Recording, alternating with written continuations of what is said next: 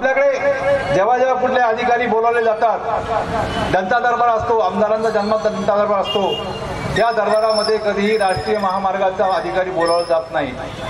आपल्या तालुक्यामधून कोपरगाव ते सावळीवीर, सावळीवीर ते बरोस फाटा, सगळे पुंदामा फाटा ते झगडे फाटा, पुंदामा फाटा ते वैजापूर, हे नॅशनल हायवे आहे.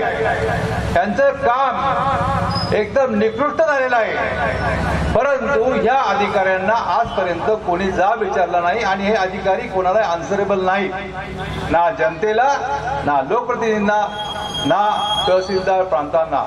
या अधिकाऱ्यांना जनता दरबारात बोलवलं पाहिजे, त्यांचे कपडे उतरवले पाहिजे.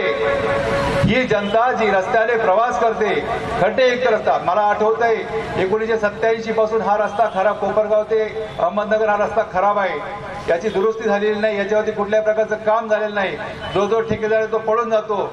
आताच सावळीवीर ते अहमदनगर या रस्त्याचा ठेकेदार पळून गेलेला आहे. या ठेकेदारांना वाटे कोण मागतं, यांच्याकडनं पैसे कोण मागतं आणि हे ठेकेदार पळून का जातात, याचा अभ्यास जनतेने पण केला पाहिजे. या लोकांना परत निवडून दिलं पाहिजे का, याच्यावरती विचार जनतेने केला पाहिजे.